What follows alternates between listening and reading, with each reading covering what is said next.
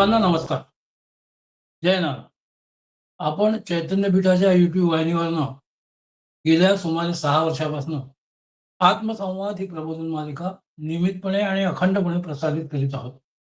या प्रबोधन मालिकेमध्ये आपले सद्गुरू आदरणीय वामन महाराज आपल्याला बहुमोल अशा वेगवेगळ्या विषयांवर मार्गदर्शन करीत असतात, प्रबोधन करीत असतात. गेल्या सुमारे 92 पुष्पांपासून आदरणीय वामन महाराज श्री दत्त पुराण या विषयावर बहुमोल माहिती सांगतात आहे. त्यावर प्रबोधन अगदी सुंदर असं प्रबोधन करीत आहे. आत्मसंवादाच्या मागील पुष्पात आदरणीय महाराज श्री दत्त पुराणातील 7व्या अष्टकातील 5व्या अध्यायातील पुढील संस्कृत श्लोकांचा अर्थ समजावून सांगताना म्हणतात की जे दत्त स्वरूप सद्गुरूंची म्हणजे दत्तात्रयाची म्हणजेच विष्णूची सेवा करतात ते फक्त सायुज्य गतीचे अधिकारी असतात. त्यांच्या निधिध्यासामुळे इथे प्रार्थ्यांना सायुज्य प्राप्त होते. अंतःकरण म्हणजे हृदय. सूर्य, जल, अग्नी, यंत्र, पूजा या ठिकाणी जे भक्तीने विष्णूची पूजा करतात त्यांना विष्णुपद निश्चित आहे. सूर्याची पूजा म्हणजे गायत्री पद्धतीची पूजा, ही उपासना. मग जल म्हणजे तीर्थ, अग्नी म्हणजे यज्ञाची उपासना आपण करतो. यंत्र म्हणजे श्रीयंत्र वगैरे याची पूजा म्हणजे उपासना. काही ठिकाणी वेगवेगळ्या प्रकारच्या पूजा आपण करतो. यात मानसोपचार पूजा देखील आली. अंतःकरणाचा संबंध म्हणजे सगळ्यांच्या हृदयात जो ईश्वर राहतो तसेच आपले सद्गुरूही राहतात. सद्गुरू हृदय कमलाच्या ठिकाणी असतात. अशा प्रकारे हृदयपूर्वक आपण आपल्या सद्गुरूंचे चिंतन केले तर ती एक प्रकारे पूजाच आहे. पुढे महाराज सांगतात की कलियुगात विष्णूचे अधिष्ठान असलेल्या सर्व पुण्यप्रद आणि विष्णूच्या नेहमी सानिध्यात असलेल्या शालिग्रामाची जो पूजा करतो त्याला देखील मोक्ष प्राप्त होतो. पुन्हा पुन्हा संसार करायला लावणाऱ्या हजारो पशुयोगांनी मोक्ष देणाऱ्या शालिग्रामाच्या पूजनाची कशी तुलना करणार. ज्योतिर्लिंगाच्या पेक्षाही अधिक फळ असलेल्या शालिग्रामाच्या पूजेमुळे भक्ताला गर्भवास नाही. ज्या ठिकाणी विष्णू आहे त्या ठिकाणी 14 भुवने, गंगादी सर्व तीर्थे आणि सर्व देव तेथेच आहेत. शालिग्रामाच्या पुढे जे लोक श्राद्ध करतात त्यांचे पितृगण श्री विष्णूच्या कृपेने तृप्त होतात. चक्रांक मिथून असलेल्या शालिग्रामा एवढे पाणी गाईचे दूध घालून जो प्राशन करेल तो पातकांपासून मुक्त होईल. यथाविधी पूजा करून भक्तीने शालिग्राम सत्पात्रे दान करतो. सत्पात्रे दान करावे. शालिग्राम हा अमूल्य आहे. त्याची खरेदी विक्री करू नये. त्यात पुष्कळ दोष आहे. म्हणून गुरूंकडून मिळालेला शुद्ध शालिग्राम पूजा करण्यास अगदी योग्य आहे. जो भक्त असूनही विष्णूची पूजा केल्यानंतर एकादशीच्या दिवशी भोजन करतो तो दुरात्मा रक्तपू भक्षी होतो. त्यामुळे प्रयत्नपूर्वक नेहमी एकादशीचे व्रत करावे. एकादशी सारखे पावन पुण्य श्रेष्ठ तप नाही. त्याचप्रमाणे पूर्त इष्ट कर्म नाही अशी ही एकादशी तारक आहे. दशमीच्या दिवशी व्रताचा संकल्प करून एक वेळ भोजन घेऊन एकादशीच्या दिवशी स्नान करून जितेंद्रिय वृत्तीने श्री विष्णूची भक्ती पूजन करून निश्चितपणे काहीही न खाता रात्री जागरण करीत असता श्री विष्णूंचे सतत नाम स्मरण जो करील तो येथेच मुक्त होतो. एकादशीचे व्रत करणारा जो व्रात्य, नीच, वृषभ, लिंच यांच्याशी संभाषण करेल त्याचे पुण्य क्षणात नष्ट होते. त्यामुळे मौन स्वीकारून व्रत घेऊन विष्णूचे नाम संकीर्तन करीत जो हे व्रत करील तो विष्णू लोकात प्रसिद्ध होतो. मानवाने 11 इंद्रियांनी म्हणजे पंचज्ञानेंद्रिये, पंचकर्मेंद्रिये आणि मन यांनी जे पाप केलं असेल ते एकादशीच्या व्रताने नष्ट होते यात शंका नाही. बाल, वृद्ध, अतिवृद्ध, स्त्रिया, सर्व वर्ण आश्रमातील लोक हे एकादशी व्रताचे सदैव अधिकारी आहेत असे जाणार. सकाम लोकांना एकादशी ऐहिक व पारलौकिक फळ देणारी आहे. निष्कामपणे एकादशी करणाऱ्यांना ती मोक्ष देणारी आहे. म्हणून ती नित्य आणि काम्य अशी उभयातालिका आहे. कुलांच्या पूर्वजांचा आणि वंशाचा उद्धार करणारी आहे. सर्व पापांचा नाश करणारी आणि संसारापासून तारणारी आहे. जोपर्यंत एकादशी व्रताचे आचरण केले नाही तोपर्यंत पापे गर्जना करतात. मानवाच्या शरीरात एकादशी व्रत रूपी अग्नी प्रज्वलित झाला असता पापरूपी पक्षी कुठे राहतील. कष्टाने जरी हे व्रत केले तरी त्या धूर्ताला सुद्धा हे व्रत पावन करते. तर भक्तीने त्या व्रताचे आचरण करणाऱ्याला ते का टाळणार नाही? ज्याने एकादशीचे उपोषण केले, त्याने सर्व तीर्थात स्नान केले. त्याने सर्व देवांची पूजा केली असे समजावे. त्यामुळे सर्व प्रयत्नांनी एकादशीचे व्रत करावे. हा सनातन धर्म आहे. सर्वार्थाने हे एक विष्णू चिंतन आहे. अशा पद्धतीने आपण आजच्या भागवत भागात उत्तम पद्धतीने भगवान विष्णूचे एकादशी व्रताचे महात्म्य स्वामी महाराजांनी कसे प्रतिपादित केले हे बघितले. स्वामी महाराज सांगतात की विष्णूची उपासना हा सनातन धर्म आहे. विष्णूची उपासना आदरणीय महाराज म्हणाले की विष्णूची उपासना म्हणजे दत्ताची उपासना. विष्णू हा गुरु सुद्धा आहे. म्हणून हे व्रत केले की ही उपासना विष्णूला, दत्ताला आणि सद्गुरूंना पोहोचते. अशा तऱ्हेने बाबा आदरणीय बाबा महाराज म्हणाले की ऐसा धर्म सनातना ही जी उपासना आहे ती गुरूंचीच उपासना आहे. त्याचे चिंतन करावे असे समजावे. असे सांगून बाबा महाराजांनी अतिशय सुंदर अशा आपल्या प्रसंगाला इथे स्थळ बघितलं. इथे दत्तात्रय पुराणातील उपासना कांडाच्या 7व्या अष्टकातील 5वा अध्याय समाप्त होतो. मी बाबा महाराजांना विनंती करतो त्यांनी आजच्या प्रबोधनाला सुरुवात करा. नमस्कार.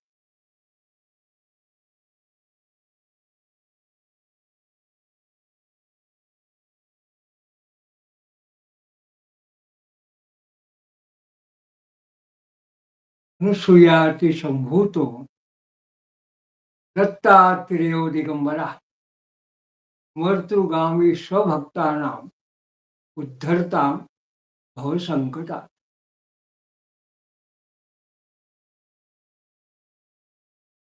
धर्माः सनातनाः सोयम सर्वथा विष्णुचिंतनम. मागल्या पुष्पात आपण स्वामी महाराजांनी 7व्या दत्तपुराणातल्या 7व्या अष्टकातल्या 5व्या अध्यायातल्या या 43व्या श्लोकामध्ये एक सनातन असं सूत्र आपल्याला भागवत धर्माचं सांगितलं. ते काय आहे तर धर्म हा सनातन, हा सनातन धर्म भागवत धर्म काय सांगतो, सर्वथा विष्णू चिंतनम. भगवान विष्णूचं चिंतन, भगवान विष्णूचं अथवा नारायणाचं पूजन आणि तसंच सर्वार्थाने त्या भगवान विष्णूच्याच एका विशिष्ट नारायणाच्या अवताराचं जे काही स्वरूप आहे म्हणजे भगवान दत्तात्रय, या दत्तात्रयाचं उपासना हेच खऱ्या अर्थाने सनातन अशा पद्धतीचा भागवत धर्म आहे असे या ठिकाणी जणू काही अपरोक्षपणे महाराजांनी सूचित केलं. पुढे या 7व्या अष्टकातल्या 6व्या अध्यायाची सुरुवात करताना स्वामी महाराज असं सांगतात, अयम सर्वोत्तमो धर्मो वर्णाश्रम परः सदा सेवनीय प्रयत्नेन तद्विष्णो स्मरणम परम. या ठिकाणी या श्लोकात पहिली गोष्ट काय आपल्या लक्षात येते तर अयम हा शब्द आणि तद्विष्णू स्मरणम परम हे शब्द कुठेतरी आपल्याला आठवतात. काय तद्विष्णू परमम पदम अशी श्रुती आहे. म्हणजे वेदामधल्या उपनिषदामधल्या या वैदिक साहित्यामध्ये हे मूळ ज्या रुचा आहेत त्या तद्विष्णू परमपदम हा शब्द आहे. आपण जसं वेदपाद स्तुतीमध्ये पाहिलं की एखाद्या रुचेमध्ये काहीसा बदल करायचा, मग आपल्याला हवा तो अन्वयार्थ समोर कसा आणायचा हे महाराजांचं अत्यंत अद्भुत असं कौशल्य आहे. या ठिकाणी महाराजांनी तद्विष्णू परमम पदम याच्याऐवजी तद्विष्णू स्मरणम परम असा शब्द या ठिकाणी महाराजांनी बदल केला आणि तो कशाशी जोडला? अयम सर्वोत्तमो धर्मो वर्णाश्रम परस्सदा सेवनीया प्रयत्नेन. या ठिकाणी काय काय लक्षात येतं? तर अयम म्हणजे इथे सर्वोत्तमो धर्म, सर्वोत्तम धर्म कसा? वर्णाश्रम पर सदा, वर्णाश्रमाच्या सुद्धा पलीकडे असणारा जणू पर म्हणजे पलीकडे असणारा सदा सेवनीया, नेहमी सेवन करण्यासारखा, नेहमी आचरणात आणण्यासारखा प्रयत्नेन, प्रयत्नपूर्वक असा जो आहे, तर हा सर्वोत्तम धर्म म्हणजे ते काय आहे? तर भगवान विष्णूंचं श्रेष्ठ स्मरण असाच हा आहे. आणि हा काय आहे? सनातन धर्म आहे. आणि मग या ठिकाणी महाराज असं म्हणतात, स्मरणम वासुदेवस्य सर्वा धौद निदान ऋत दुस्थैर्यदम ज्ञानकरम वागना जालनाशनम. हे स्मरणम वासुदेवस्य, वासुदेवाचे स्मरण हे सर्वाघौग निदान ऋत, सर्व पाप समूहाचं कारण हे नष्ट करणार आहे. दुसरं काय आहे? हृस्थैर्यदम, चित्ताला स्थैर्य करणार, ज्ञानकरम म्हणजे ज्ञानकारक,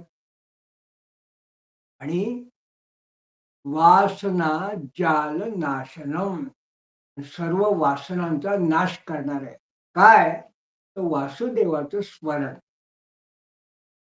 म्हणून आपण जर का वासुदेवाचं सतत स्मरण, चिंतन,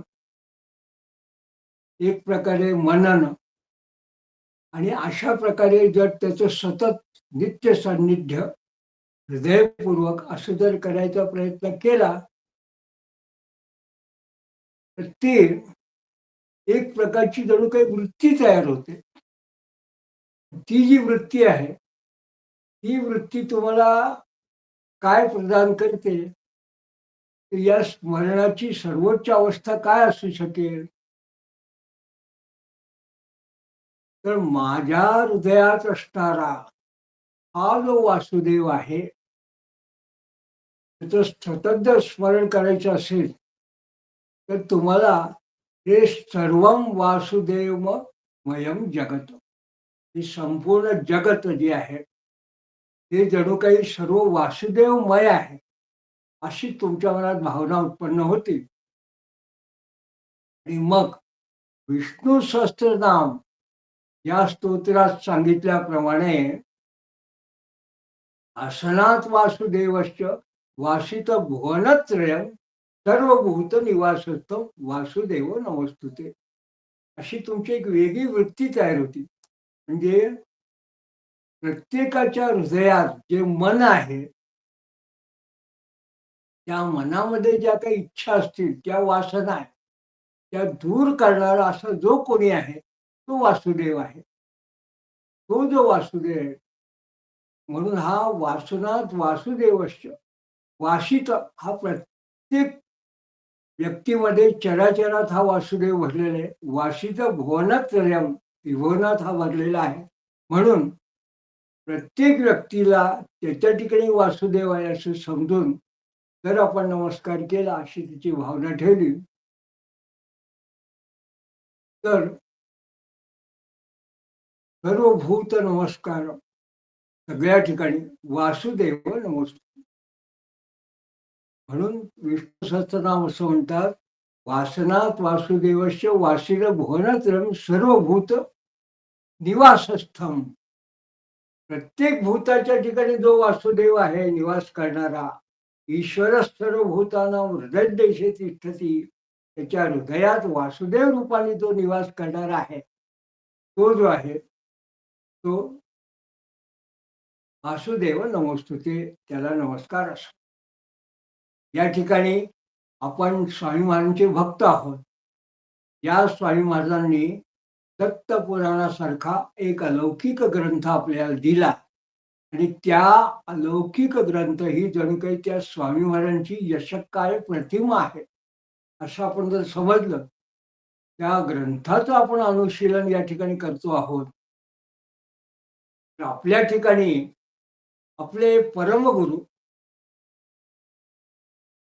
म्हणजे सद्गुरु वासुदेवानंद सरस्वती स्वामी महाराज हेच खऱ्या अर्थाने गुरु तत्व या अधिकाराने अखंड मंडलाकारम व्याप्तम येन चराचरम अशा संपूर्ण अखंड मंडलाकार जणू काही ब्रह्मांडात व्याप्त असणाऱ्या ईश्वर स्वरूपामध्ये ते वासुदेव म्हणजे आमचे गुरु आहे त्यांचं स्मरण जेव्हा आपण करतो तेव्हा आपल्या त्या परमगुरूंचं स्मरण म्हणजे त्या प्रत्यक्ष वासुदेवाचं विष्णूचं स्मरण आहे. त्या वासुदेवाचा विष्णूचा अंश म्हणजे दत्तात्रेय आहे पण तो दत्तच आहे. तर जेव्हा होतो तेव्हा या ठिकाणी मला एक असं सांगायचं आहे की अशी जर का आपण सतत चिंतन करत गेलो तर केव्हा तरी अनाहूतपणे आपल्याला एक भावना अशी आपल्या समोर डोळ्यात येते की अहमेक सत्यम अहमेक नित्यम चिदानंद रूपम अहम वासुदेव नित्यावधूतम नित्यमट्टावधूतम अहमेक सत्यम अहमेक नित्यम चिदानंद रूपम अहम वासुदेव. तो वासुदेव म्हणजे माझ्यातच आहे जणू काही अहम वासुदेव मीच वासुदेव आहे. त्याला म्हणतात आयुज्यता. पण हा भाव हा जणू महाराजांना या एशा पंथ सनातन विष्णू चिंतनाच्या निमित्ताने महाराजांना समोर प्रगट करायचं असेल असं या श्लेषाच्या एक वेगळ्या पद्धतीने मी आपल्या समोर सांगतो. आणि हे जे चिंतन आहे हे आपलं सद्गुरूंचं सतत चिंतन सद्गुरूंचं त्याचं जे आहे स्मरण आणि त्यांचं सान्निध्य परोक्ष अथवा अपरोक्ष हे जर आपल्याला प्राप्त झालं तर महाराज या श्लोकात काय म्हणतात, हे जे आहे हे सान्निध्य हे काय आहे, सर्वाघोग निदान हृत म्हणजे जणू काही सर्व जे काही पाप असतील जे काही पूर्वजन्मीचे पाप असतील ह्या जन्मीचे पाप असतील त्या सगळ्या पापांच्या समूहाचं उत्पन्न होण्याचं जणू काही पाप तर नष्ट होतात पण ते पाप उत्पन्न होण्याचं जे कारण आहे तेही नष्ट करणार आहे केवळ स्मरण आणि सान्निध्य. दुसरं हृत्स्थैर्य म्हणजे चित्ताला हृदयात स्थैर्य देणार आहे. मम चित्त स्थिरम कुरु महाराजांनी प्रार्थना केली. मग ज्ञान करून एक प्रकारचं आपल्या ज्ञानाची वृद्धी करणार आहे. आणि मुख्य म्हणजे आगना जाल नाशनम म्हणजे जणू काही समस्त वासना ज्या अन्य वासना ज्या तुम्हाला पापाचरणाकडे प्रवृत्त करतात अशा ज्या काही वासना त्या सुद्धा नष्ट करणार आहे. काय तरी सद्गुरूंचं आत्मचिंतन आत्मसान्निध्य आणि वासुदेव नावाची प्रशस्ती. पुढे महाराज याच्याही पुढे जाऊन असं सांगतात, कृताघ ज्ञानी सर्वाणी प्रायश्चित्त मुखानी तू विष्णु स्मृत्यानया भावी पापेच्छा वीरभवो अपिनो. म्हणजे भगवान विष्णूच्या किंवा वासुदेवाच्या तातड्याच्या किंवा आपले जे परमगुरु आहेत वासुदेव असं या ठिकाणी मी श्लेषाने म्हणतो, त्यांच्या या स्मरणानं केलेल्या पापाचा नाश करणारी जणू काही सर्व प्रायश्चित्त म्हणजे आपण प्रायश्चित्त कशा करता घेतो तर पाप नाश व्हावा ती प्रायश्चित्त. आणि पुढे जर काही पाप आपल्या हातून आपल्या मनात वाटते की काही घडणार असेल पुन्हा पुन्हा प्रायश्चित्त काय घ्यावं? तर ते महाराज म्हणतात की भावी कालातील भावी पापेच्छा वीरभव अपिनो, म्हणजे हे प्रायश्चित्त आणि भावी काळातली पापासंबंधी इच्छा सुद्धा या नामाने उत्पन्न होत नाही. जे पापाचरण करण्याची जी इच्छा आहे ती सुद्धा जणू काही आपल्याला स्पर्श करत नाही. का? तर पापाचे डोंगर नामाग्नीने शांत, गेरा कोण माता नामा पुढे, हे एकनाथ महाराजांनी म्हटलं. नामेची तरले, नामेची तरले, जडमुड उद्धरिले कलियुग. असं हे वासुदेवाचं नाम आहे, विष्णूचं स्मरण आहे. पुढे महाराज म्हणतात, अपस्तप्तम वृतम चीर्ण, दानम दत्तम क्रिया कृता, कृतम सर्वंच तैनेव श्री येन संस्कृता.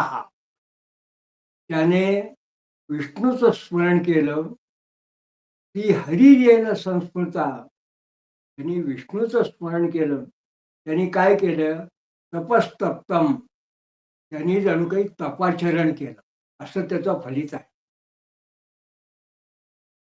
व्रतम चीर्ण, त्यांनी जणू काही व्रताचरण केलं, व्रताचरण केलं. दानम दत्तम, त्यांनी जणू काही योग्य ते जे काही उत्तम असं पद्धतीने दान दिलं. आणि क्रियाकृता, त्यांनी सर्व काही उत्तमपणे कर्माचरण केलं. कृतम सर्व, आणि जे जे काही योग्य असेल धार्मिक आध्यात्मिक दृष्टीने उत्तम असेल ते सगळं केलं. काय? तर फक्त त्यांनी काय केलं?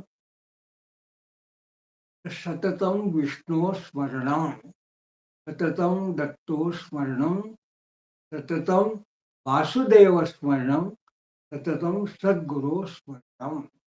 तर ज्यांनी सतत स्मरण करून हृदयपूर्वक ज्याच्याशी सान्निध्य केलं त्याला त्यांनी हे सर्व केलं. त्यांनी तपाचरण केलं, व्रताचरण केलं, दान दिलं, कर्माचरण केलं, तर सगळं त्यांनी केलं. असं याचं फलित आहे, असं स्वामी महाराज या ठिकाणी सांगतात. म्हणून पूज्यो विष्णुर्यथा भक्त्या तद्भक्त्या अपि तादृशा, अतो विष्णू प्रियतरा सेव्या भक्तश्च विष्णुवत. अत्यंत महत्वाचा असं या ठिकाणी उल्लेख आहे. पण आपण ज्या श्लेषाचा विचार करतो आहे ते सूत्र या ठिकाणी महाराज सांगतात. ते काय म्हणतात? पूज्यो विष्णुर्यथा, ज्याप्रमाणे आपण विष्णूची, नारायणाची किंवा भगवान वासुदेवाची पूजा करतो त्याप्रमाणे त्या ईश्वराच्या पूजेसारखी त्याप्रमाणे विष्णू भक्त सुद्धा यथा भक्त्या तद्भक्ता अपि तादृशा, त्याप्रमाणे त्या विष्णूचा, दत्ताचा किंवा वासुदेवाचा भक्त सुद्धा पूजा करण्यास योग्य आहे. या ठिकाणी तो विष्णू काय आणि त्याचा वासुदेवाचा भक्त हा सुद्धा तितक्याच योग्यता आहे. म्हणून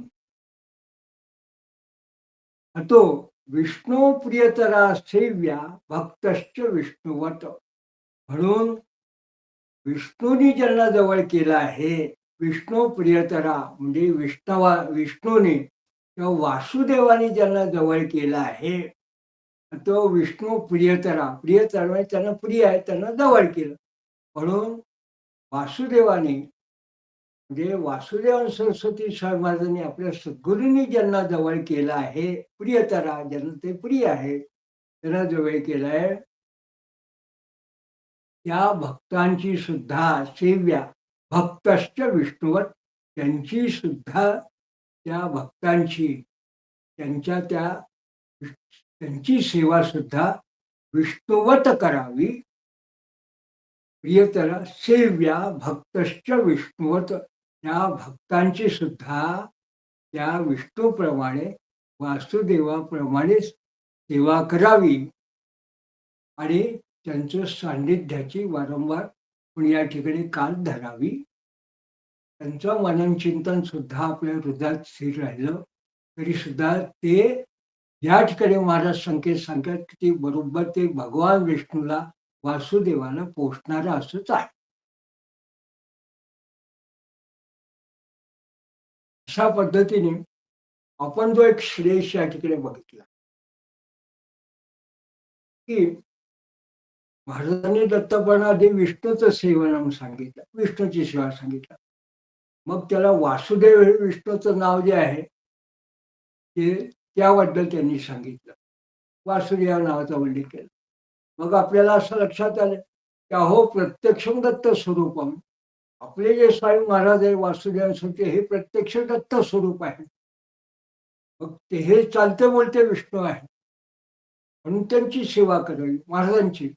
आणि मग त्या या चालत्या बोलत्या विष्णूंनी ज्यांना जवळ केलं असा जर कोणी असेल तर तो सुद्धा भक्त तितका सेव्य आहे.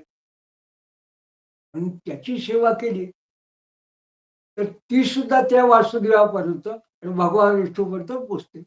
असं जणू काही संकेत या विशिष्ट 4-5 श्लोकामधून आपल्याला महाराज देतात.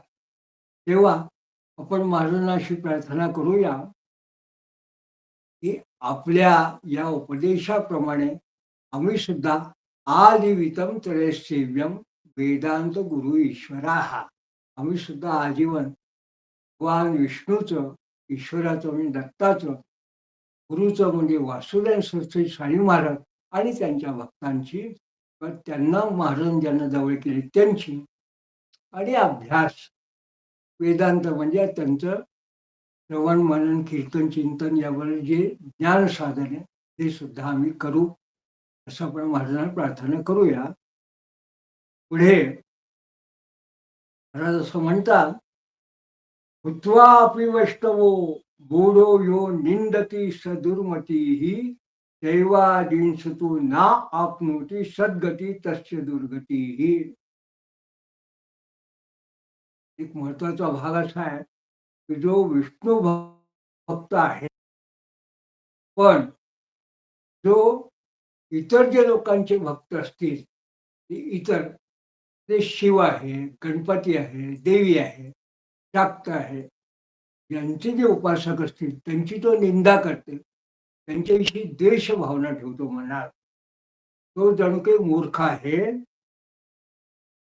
भूत्वा अपि वैष्णव मूढो यो निंदती, जो इतरांची निंदा करतो त्यांच्याविषयी दुर्भावना ठेवतो तो मूढ आहे किंवा दुर्मती आहे. त्याची बुद्धी याकरता नाही का तर शैवादींच तू ना आपनोती, अशी जर इतरांची निंदा तो करत असेल तर त्याला चांगली काही सद्गती प्राप्त होत नाही. ना आपनोती सद्गती तस्य दुर्गती, तर त्याला दुर्गती मिळते. या ठिकाणी महाराज जेव्हा पुढच्या श्लोकात म्हणतात, तस्मात् सर्व प्रयत्नेन निंदा असूयादी वर्जिताः कामपि सकलां भक्त्या पूजयेत्स विमुक्ती भाक. म्हणून प्रयत्नपूर्वक, तस्मात् सर्व प्रयत्न म्हणजे प्रयत्नपूर्वक निंदा असूयादी वर्जिताः, दुसऱ्याची निंदा करणं, त्यांच्याविषयी द्वेष भावना ठेवणं, असूया हे सगळं दूर करून टाकून तेव्हा एखाद्या व्यक्ती कुठल्याही परमेश्वराच्या अवताराची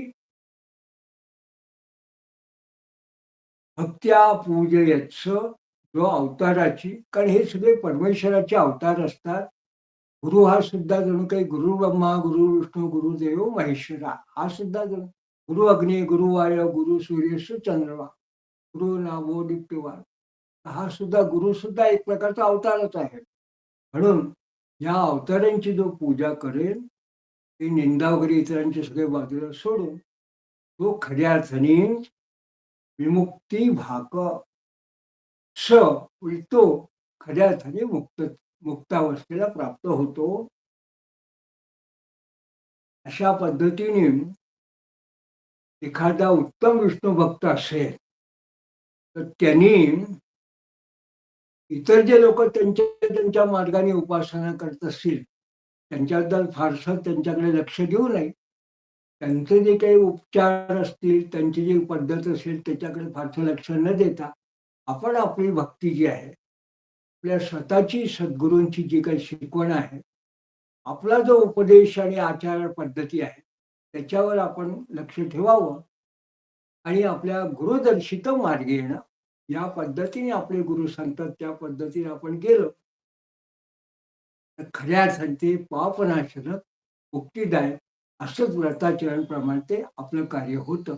असं या ठिकाणी महाराजांना सांगायचं आहे. पुढे महाराज म्हणतात, "शृणु सर्वोत्तमं धर्म हिरयादी निवारणं सर्वाभयार्पणं सत्वशोधनं गो निरोधनम."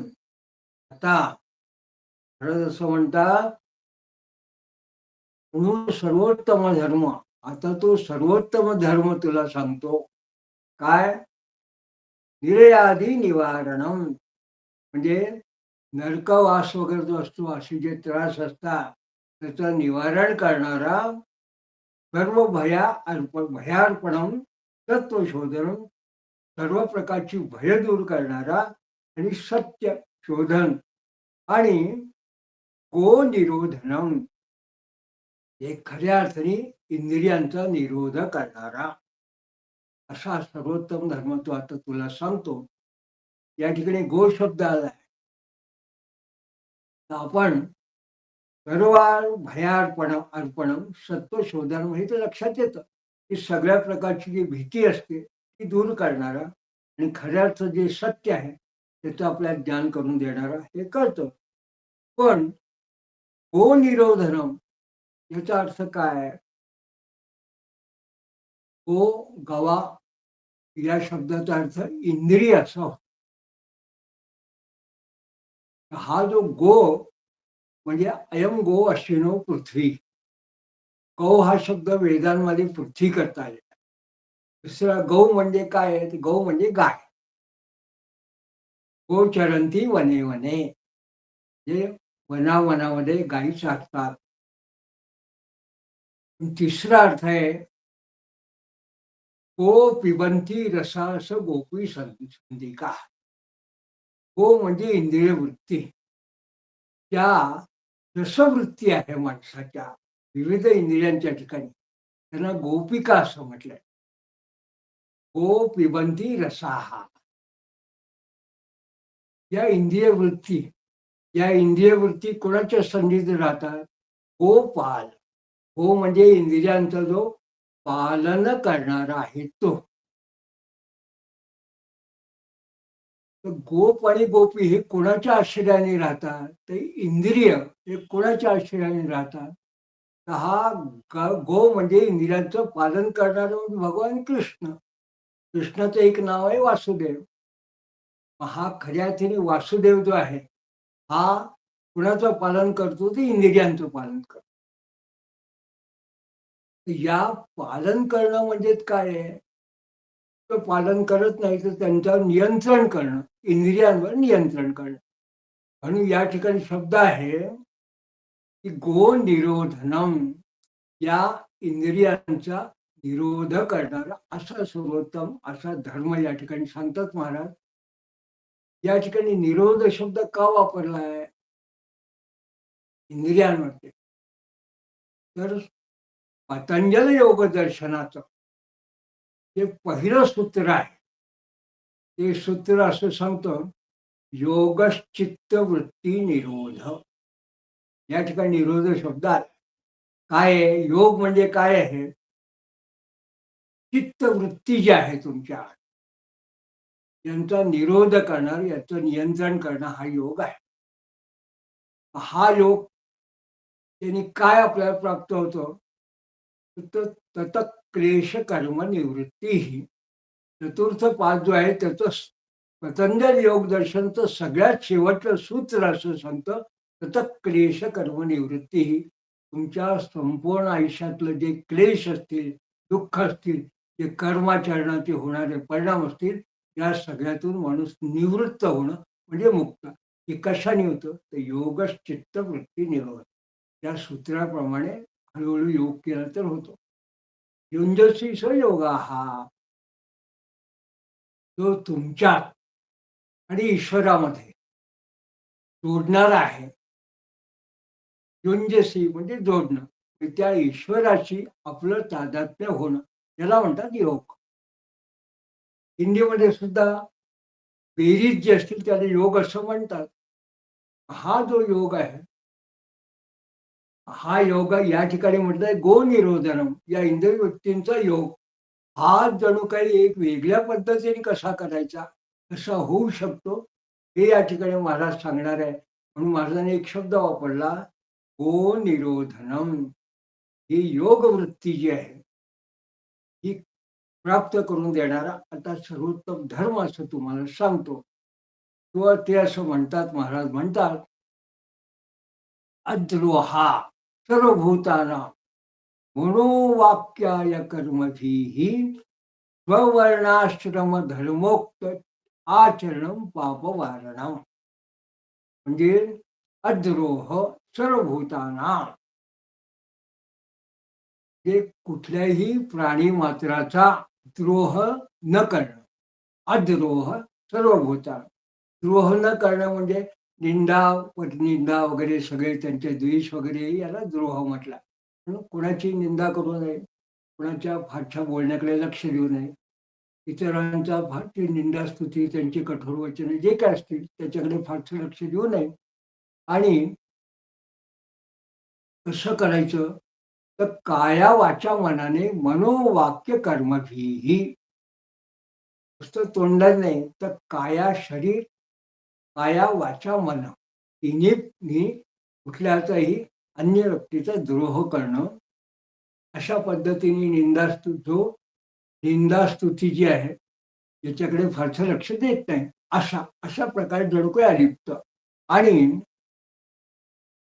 स्ववर्णाश्रम धर्मोक्त आचरण. आणि विशिष्ट आपला जो धर्म आहे तो धर्माचरण, याप्रमाणे आचरण जर केलं एखाद्याने, तर हा जो धर्म आहे, हे जे आहे कर्म, हे पाप निवारक आहे. स्ववर्णाश्रम धर्मोक्त आचरण पाप वारणम, हे पाप निवारक आहे. तर या ठिकाणी स्वधर्माचरण म्हणजे आपल्याला वाटतं की कर्मकांडाचा संबंध आहे का त्याशी. आपण असं म्हणावं या ठिकाणी की या ठिकाणी हा स्वधर्माचरण याचा अर्थ असा अर्थ अभिप्रेत येत नाही. काय अर्थ आहे? तर ग्रहस्थ जो कोणी असेल त्याचा जो धर्म आहे तो ग्रहस्थ धर्म आहे.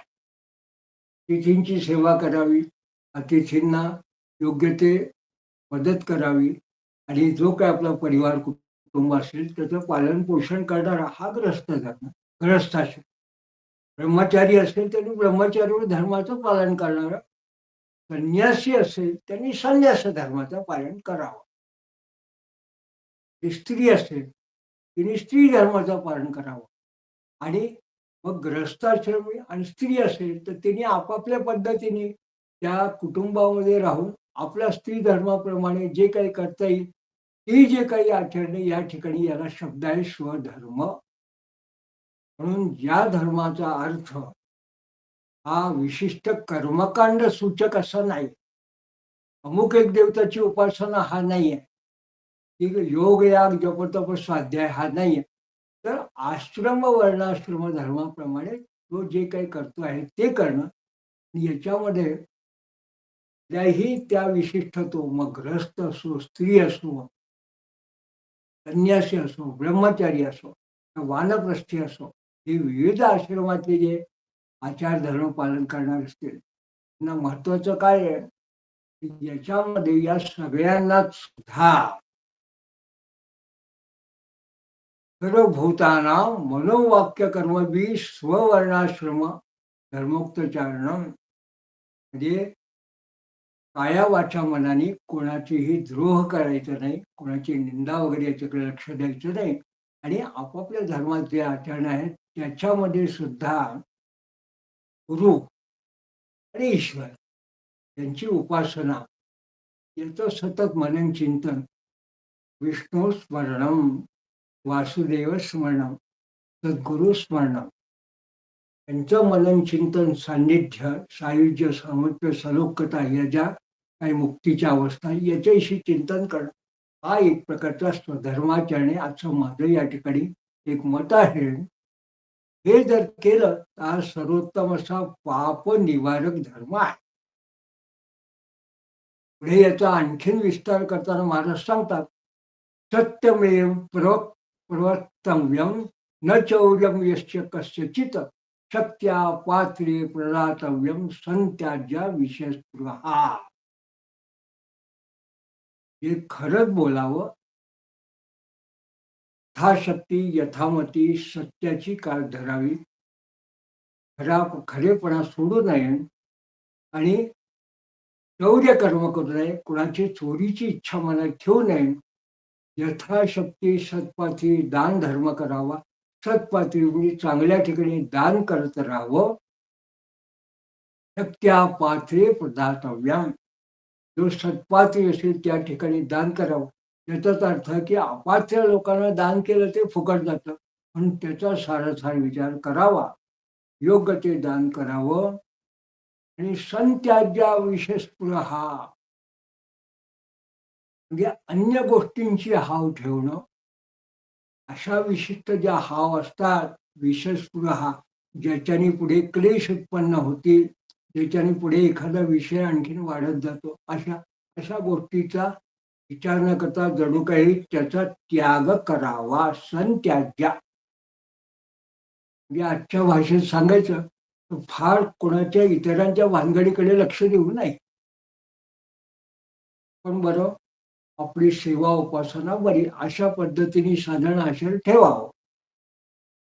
म्हणून संत्याज्या विषयस्पृहा. आणि या पद्धतीने जो आचरण करणारा असतो त्याला महाराज म्हणतात, अयमेव परो धर्म इदमेवं परम तपाहा यमेवं परा पूजा विष्णू विश्वात्मनो हरेहे. हाच आम्ही जो सांगतो आहोत तो श्रेष्ठ धर्म आहे. हेच सर्वश्रेष्ठ असं उत्तम असं श्रेष्ठ तप आहे. हीच विश्वात्मा यमेवं परापूजा, हीच खऱ्या अर्थाने विश्वात्मा म्हणजे विष्णूची, नारायणाची, वासुदेवाची, दत्तात्रेयाची आणि परम आपल्या वासुदेवांसाठी स्वामी महाराजांची, आपल्या सद्गुरूंची श्रेष्ठ पूजा आहे. विष्णू विश्वा मनोहरे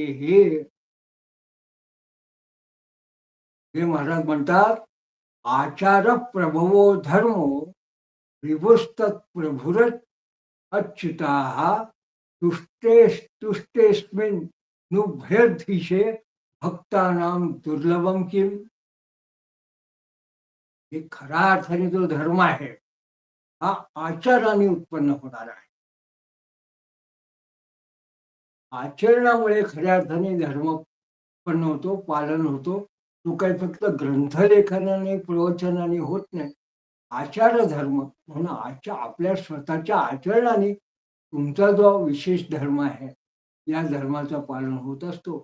म्हणून हा आचाराने धर्म उत्पन्न होणार आहे.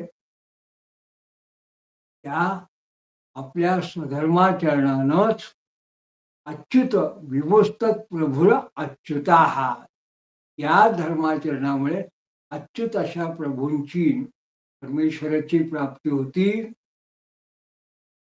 हे महाराज म्हणतात, तुष्टे अस्मिन् भयद्विषे भक्तानां दुर्लभम किम.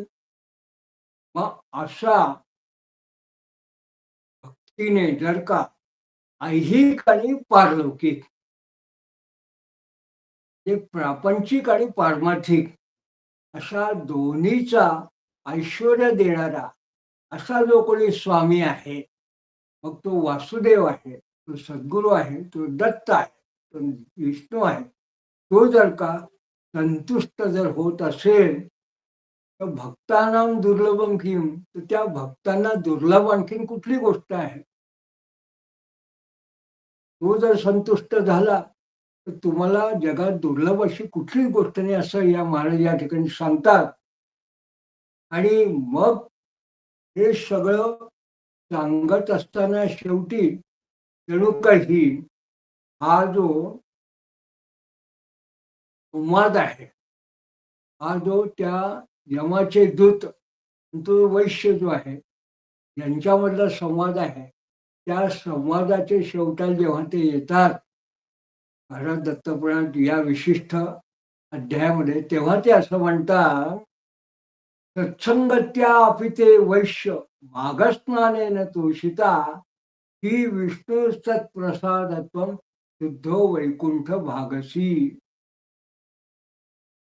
या ठिकाणी तो वैश्य जो आहे पुत्र, त्या दोन भावापैकी ज्याला स्वर्ग प्राप्ती झाली, त्याला हे जे यमाचे किंवा भगवंताचे दूत इथे उपदेश करतात ते असं सांगतात, हे वैश्या तुला, हे वैश्य सत्संगत्या अपिते तुझ्या सत्संगतीनं तू जो काही सत्संगती केलं आणि माघस्नानेनं तोषिता तुझ्या त्या माघस्नानाच्या व्रताने आता विष्णू संतुष्ट झाला आणि श्री विष्णुस्तत्प्रसादात्वम त्या विष्णू भगवंताच्या संतुष्ट झालेल्या त्यांच्या त्या इच्छेमुळे प्रसादामुळे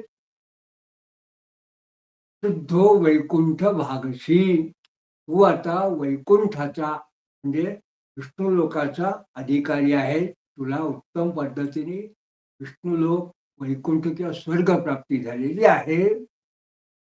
आणि तू जे आम्हाला विचारलं की असं का झालं की माझ्या भावाला नरक प्राप्तीत मला स्वर्ग प्राप्ती असं का झालं, म्हणून या ठिकाणी त्यांनी माघस्नान आणि विष्णूंची उपासना एकादशी व्रत वगैरे हे सगळं आचारधर्म सांगितला. तर या पद्धतीने ते पुढे देवदूत म्हणतात, धर्मा हा पृष्ठत्वया स्वाभिः प्रोक्तम एवं सनातनाः आबाल्यम ये चरंतेन नैषा स्वप्ने अपि दुर्गती. म्हणून तू जो आम्हाला प्रश्न विचारला त्याच्याकरता तुला आम्ही हा संपूर्ण सनातन धर्म तुला आम्ही सांगितलेला आहे, कथन केलं आहे. हे लोक लहान वयापासून आबाल्यम ये चरंतेन हे अगदी अल्पवयापासून लहान वयापासून सुद्धा या धर्माचं आचरण करतात. त्यांना नैषां स्वप्ने अपि दुर्गती ही त्यांना स्वप्नात सुद्धा दुर्गती प्राप्त होत नाही. अशा पद्धतीने या देवदूतांनी या वैश्याला जे विकुंडलाला याचं सगळं सनातन धर्माचं वर्णन केलं असं स्वामी महाराज सांगतात.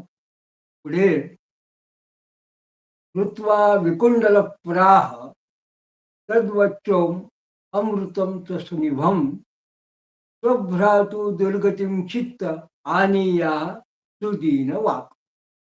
या असं अमृतासारखं गोड असं त्या देवदूतांचं बोलणं ऐकून त्या स्वतःचा जो भाऊ आहे तो नरकात गेला, त्या बंधूची दुर्गती मनात आणून हा जो विकुंडल आहे हा तर त्या देवदूतांना असं म्हणाला की हृत्प्रसादकरम सौम्याः हितं वो मंगलम वचाः गंगे च पावहृत्सद्यम सताम संगतिरुत्तमा. हे देवदूत हो, तम मी तुमचं माझ्या मनाला अंतःकरणाला प्रसन्न करणारं मंगलम वचाः हृत्प्रसादकरम सौम्याः तुमचं माझ्या हृदयाला अंतःकरणाला प्रसन्न करणारं असं मंगलम असं मंगलकारी असं मी उत्तम उद्बोधन वचन मी ऐकलं. आणि ज्याप्रमाणे गंगेचे पाप हृत्सद्या हे ज्याप्रमाणे गंगा पापाचं हरण करते, ताबडतोब हरण करणारी, तसं सताम संगती उत्तमा तशी सज्जनांची, सत्संगांची, गुरुभक्तांची ही संगती आहे ही अशी उत्तम आहे, हे मला तर लक्षात आलं. कशी तर गंगे व पाप सध्या सतां संगती उत्तमा. सत्पुरुषांची, संतांची संगती ही उत्तम आहे. म्हणून माऊलीने एका ठिकाणी म्हटलंय, संतांचे संगती मनोमार्ग गती, आकाळावा स्त्रीपती येणे पंथे. संतांची संगती मनोमार्ग गती. संतांची संगती ही तुमच्या मनाला खरोखर गती आणि मार्ग दाखवणारी असते. संतांची जर सत्संगती जर आपण केली तर आकाळावा श्रीपती, श्रीपती म्हणजे ईश्वर किंवा भगवान किंवा या ठिकाणी वासुदेव येणे पंथ या पद्धतीने देव जाणून घ्यावा. आकाळावा श्रीपती म्हणजे आपला इष्ट जो दत्त आहे तो या पद्धतीने जाणून घ्या. संतांचे संगती मनोमार्ग गती. पुढे त्यांच्या संगतीमुळे सत्संगतीमुळे हे महाराज म्हणतात, वक्तुम प्रियम चोपकर्तुम सतां स्वाभाविको गुणाः शीतली क्रियेत अर्को जैष्टापस्तप्तस्य का कथा. हे वक्तुम प्रियम चो अपि चो अपकर्तु सता. प्रिय बोलण्यासाठी आणि उपकार करण्यासाठी वक्तुम प्रियम तो अपकर्तू चोपकर्तू स्वतः म्हणजे चांगलं उत्तम बोलण्यासाठी, समाधान करण्यासाठी आणि जणू काही उपकार करण्यासाठी जो सज्जनांचा सत्पुरुषांकडे जो गुण असतो तो काय आहे? सतां स्वाभाविको गुणा. सता म्हणजे सत्पुरुषांच्या, संतांच्या, अशा सज्जनांचा हा स्वाभाविक गुण आहे. आणि अशा जर गुण असेल तर शीतली क्रियते अर्को. याने सूर्य सुद्धा शीतल आणि थंड होतो. अशा ठिकाणी तापाने तप्त झालेला जो माणूस त्याची काय कथा आहे? यैष्ताप तप्तस्य का कथा. साधा ताप आला तर तो तर उतरणारच आहे. जिथे सूर्याची तप्तता सुद्धा आहे ती सुद्धा ज्या सत्पुरुषांच्या संगतीने कमी होऊन जाते. तो सूर्य सुद्धा शीतल जाणवायला लागतो आपल्याला. तद भासयते सूर्यो न शशांको न पावका यद्गत्वा न निवर्तन्ते तद्धामं परमं मम. या एका विशिष्ट अवस्थेला पोहोचल्यानंतर इथे मला सूर्याची तप्तता सुद्धा जाणवत नाही आणि चंद्राची अतिशीतलता सुद्धा जाणवत नाही.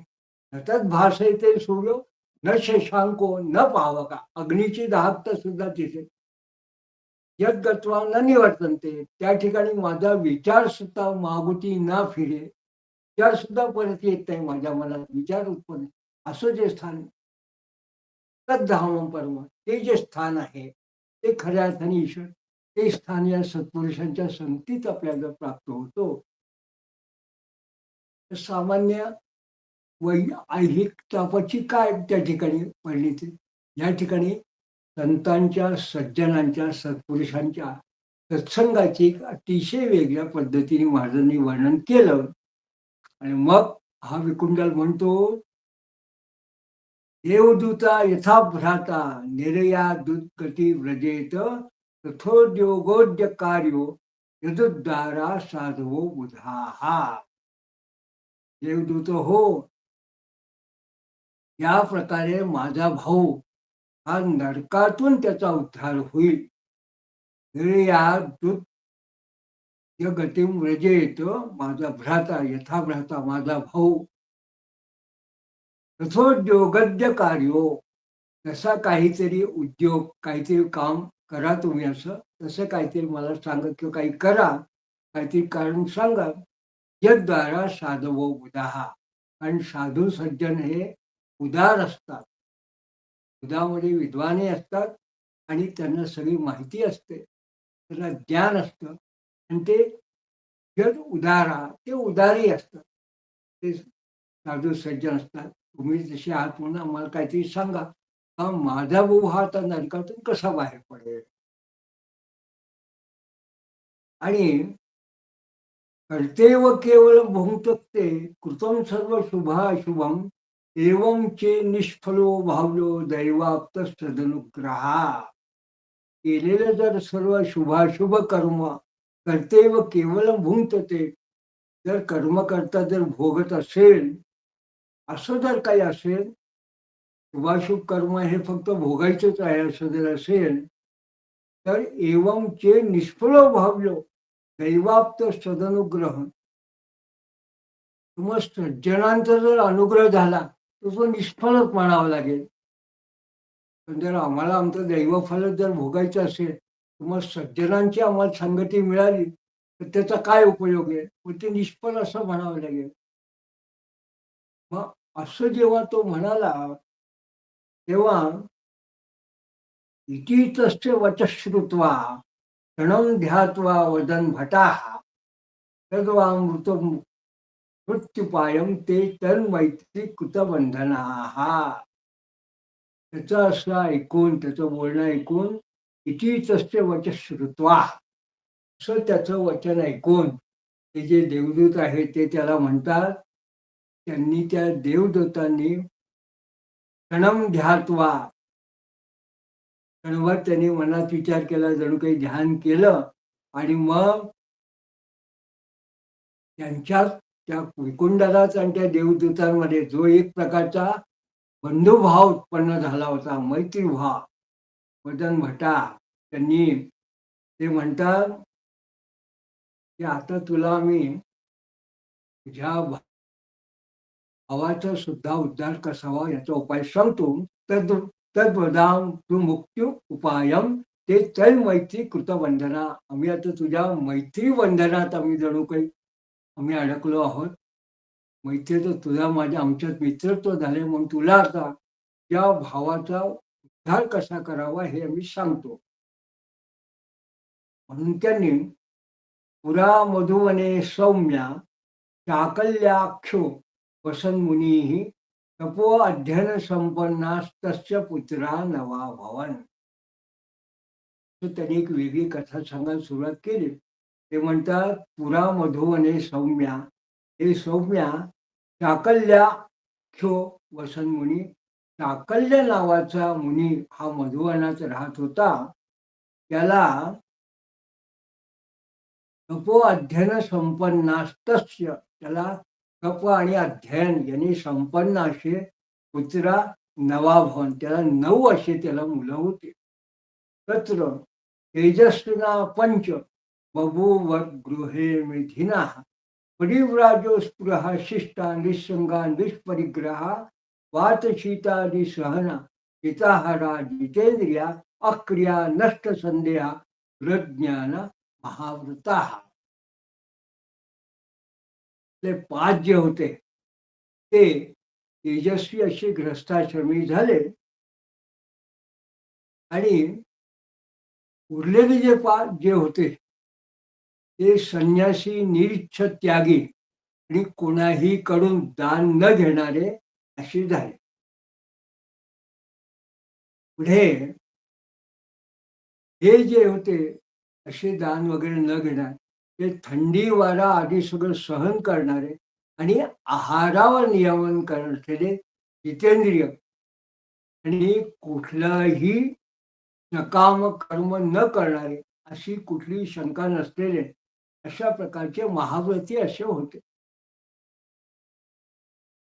तर हे जे आहे अशी जे महाव्रती पश्यंतो विष्णुरूपेण विश्वं मौन समाशिता विस्मृत्या भौतिकं रूपं परमानंद निवृत्ता येन केन छिदान छत्ना भोजिता येन केनचित वापिता येन केन अपित्तेन वारब्ध भोगिनाः. प्रारब्ध भोगिना असे या ठिकाणी आहे मुळामध्ये. तर असे जे महाव्रताचे आचरण करणार ते विश्वाकडे संपूर्ण पश्यतो विष्णुरूपेण विश्वम, विष्णुमय जग वैष्णवांचा धर्म, तो संपूर्ण जगाकडे विष्णू स्वरूप असंच पाहणारे होते. मौन समाहिता अशा पद्धतीने मौन धारण करणारे आणि भौतिक रूपाला विसरून परमानंदात जणू काही सुखी असे होते. विस्मृत्या भौतिक रूपम परमानंद निर्वृता, जणू काही परमानंदात सुखी असणारे असे होते. हे मुख्य म्हणजे येन केन छिदा अन्ना भोजिता येन केनचित, हे कोणाकडे वस्त्राच्छादन भोजन दिले जाणारे, दिलं तर दिलं, मिळालं तर मिळालं, नाही तर नाही, अशा पद्धतीने. आणि स्थापिता येन केना पिते, कुठेही जिथे मिळाली झोप तिथे घेणारे असे, ते त्यांच्या पद्धतीने त्यांचं प्रारब्ध जे आहे त्या पद्धतीचं ते प्रारब्ध भोगिना असे होतं. अशा पद्धतीने ते जे लोक होते ते जणू काही अवधूत वृत्तीने राहणारे. एका शब्दात सांगायचं असं, एवं ते दैवयोगेन मत्स्य देशे त्वदाश्रमे आगता वैश्वदेवांते वेदा रूपधरा इव, असे ते महात्मे दैवयोगेन मत्स्य देशे त्वदाश्रमे, हे विकुंडला तुझ्या मत्स्य देशातील एका आश्रमात हे अगदी आगता वैश्वदेवांते वेदा रूप धरावा, अगदी वेद जसे यावे, वेदाने मनुष्य रूप धारण करावं, अशा ते वैश्वदेव जेव्हा होतो त्यावेळेस ते प्रगट झाले, म्हणजे तिथे आले, वैश्वदेव समय आला. आणि अष्टमे जन्मनी त्वं तू पूर्वमासी द्विजोत्तमा, कुटुंबवान शीलवृत्त श्रुतयुक्तो महावृता, तू तुझ्या पूर्वीच्या 8व्या जन्मात सच्छील, अष्टमे जन्मनी त्वं तू पूर्वमासी पूर्व, तू द्विजोत्तम उत्तम असा ब्राह्मण होता. कसा? सच्छील विद्वान आणि महाव्रताचं कुटुंबवान, शीलवृत्त श्रमो युक्त महाव्रता, महाव्रताचे आचरण करणारा कुटुंब वत्सल असा श्रेष्ठ असा ब्राह्मण तो होता.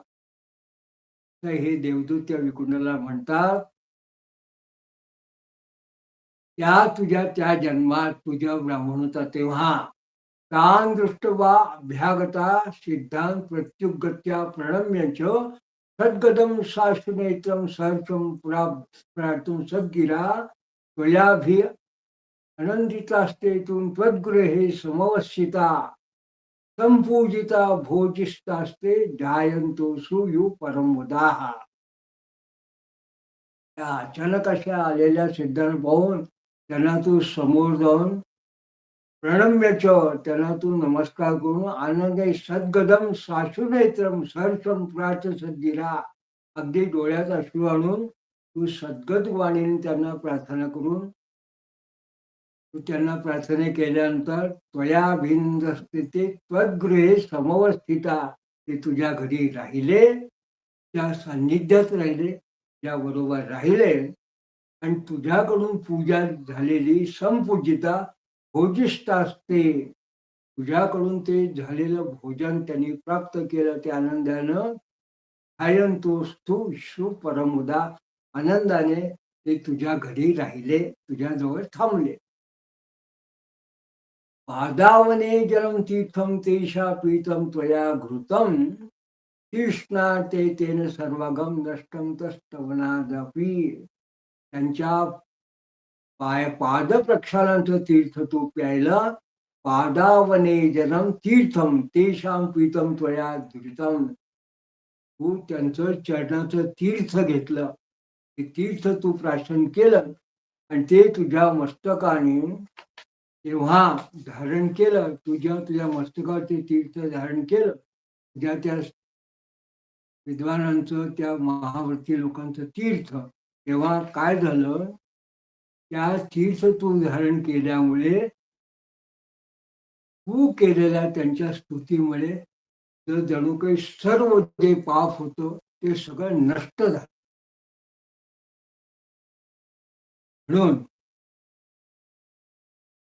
त्या जन्मामध्ये अतिथीचा असा तू सत्कार केला आणि त्यांची पूजन करून ते तीर्थ तू घेतलं, शरणांचं तीर्थप्राशन केलं, पुस्तकावर धारण केल्यामुळे तुझा आधीचे पूर्वीची सगळी पापं ती नष्ट झाली आणि तेषाम आतिथ्यदम पुण्यम जातम वाचोप्यगोचरम भूतानां प्राणिनां श्रेष्ठास्तेभ्यो विद्योपजीविनाः ततो अपि मानवा श्रेष्ठा श्रेष्ठा तेभ्यो अपि च द्विजा श्रेष्ठा तेभ्यो अपि विद्वांसस्तेभ्यो अपि कृतबुद्धया श्रेष्ठास्ततो अपि कर्तारस्ततो अपि ब्रह्मवित्तमा अतः परम परम भूतम न भविष्यति. थोडा वेगळ्या पद्धतीने हा सगळा धर्म सांगितला आहे, महाराजांनी वर्णन केलं आहे. पण या 3 श्लोकांमध्ये महाराज असं म्हणतात की हे जे तुझ्याकडे अतिथी आले होते त्यांच्या आदर सत्कारामुळे उत्पन्न झालेले जे पुण्य आहे ते वैष्णदेवाचे झाले आणि तू त्यांची स्तुती केली, त्यांच्या पादुकांचं पूजन केलं, चरणतीर्थ धारण केलं. हे जे तुझं पुण्य आहे त्याच्यामुळे हे शब्दाचीच आहे. वाचोप्य अगोचरम, शब्दाच्या पलीकडे असं पुण्य आहे. आणि भौतिक सृष्टीत प्राणी श्रेष्ठ, भूतानाम प्राणीना श्रेष्ठ, ते विद्युपजीवन, त्यामध्ये विधीपूर्वक उपजीविका करणार त्यापेक्षा मानव श्रेष्ठ. तर तो आपली मानव हा श्रेष्ठ, श्रेष्ठा तेभ्यो अपिच द्विजा, त्याच्यापेक्षा ब्राह्मण श्रेष्ठ, त्यामध्ये श्रेष्ठा तेभ्यो अपि विद्वान, त्याच्यामध्ये विद्वान ब्राह्मण श्रेष्ठ, त्याच्यापेक्षा बुद्धीचा ज्याचा निश्चय झालेला आहे ते श्रेष्ठ. विद्वान अपि कृतबुद्धया, ज्याची बुद्धी स्थिर आहे असे विद्वान ते श्रेष्ठ आहे. त्यांच्यापेक्षा श्रेष्ठ असतात तो अपि करता असतो अपि ब्रह्मवित्तमा, त्यांच्यापेक्षा सुद्धा यथाविधी उपासना करणारे श्रेष्ठ आणि त्यांच्यापेक्षा ब्रह्मवेत्ते हे श्रेष्ठ आहे. पण त्याही पेक्षा त्यांच्यापेक्षा असे ब्रह्मवेत्ते जे आहे ते श्रेष्ठ आहे. पण त्याही पेक्षा आता परम परम भूतम न भविष्य, पण त्याहीपेक्षा परब्रह्म आणि त्यापेक्षा कोणी श्रेष्ठ नाही आणि होणार नाही. हे जे परब्रह्म आहे भूत, हे जे श्रेष्ठ आहे म्हणजे काय, तर ब्रह्मवित्तमा, हे जे ब्रह्मवित्ते आहे त्यांच्या पलीकडे असणं जे परब्रह्म आहे ते सगळ्यात श्रेष्ठ आहे. ते काय आहे, ते या संतांचं तू केलेलं, तुला मिळालेलं सान्निध्य, त्यांची केलेली उपासना स्तुती आणि त्यांचे केलेली ही सेवा. आता सत्संगती ही श्रेष्ठा तारिणी पापहारिणी इति ते संचितम पुण्यम वर्णितम पूर्वजन्मम, पूर्वजन्मजम. म्हणून पापहरिणी म्हणजे पाप हरण करणारी, तारक असणारी तारिणी, सज्जनांची संगती, आता सत्संगती श्रेष्ठा, ही श्रेष्ठ आहे. अशा प्रकारे आम्ही तुला ह्या पूर्वजन्मात उत्पन्न झालेला संचित त्या पुण्याचं वर्णन केलं आहे. म्हणजे तुला तेव्हा जी त्या 8व्या जन्माच्या पूर्वी ती तुला सत्संगती मिळाली, सज्जना संगती, त्याचं एवढं पुण्य आहे की आज तू हा सगळा अनुभव घेतो आहे. आणि आज तू आमच्या सन्निध राहून या देवदत्तांवर हा तू इकडून चर्चा करतो. हे तुझं इतकं पुण्य आहे का, त्या संतांची, सत्संगाची आणि उपासनेची, सेवेची ही पुण्य आहे. म्हणून आचार्यांनी, शंकराचार्यांनी एक ठिकाणी असं म्हटलंय, सत्संगत्वे निसंगत्वम, निसंगत्वे निर्मोहत्वम, निर्मोहत्वे निश्चलत्वम, निश्चल तत्वे जीवन मुक्ती.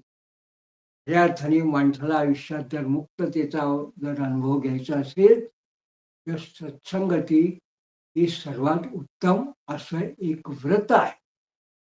हे व्रत ज्याला तो करतो त्याला काही वेळा अन्य सुद्धा जप तप योग ध्यान स्वाध्याय हे नाही जरी झालं तरी स्वधर्माचरणामध्ये सत्संगतीने बरोबर त्याला योग्य ते फलित प्राप्त होतो. आज आपण अशा पद्धतीने विकुंडलन देवदूत याचा संवाद आणि आज शेवटी सत्संगतीनं महाराजांनी याचा समारोप ज्या पद्धतीने केलाय त्याचं आपण चिंतन या ठिकाणी करूया. आणि यानंतर उर्वरित पुढला जो भाग आहे तो पुढल्या पुष्पात आपण बघणार आहोत. तोपर्यंत अवधूत चिंतन श्री गुरुदेव.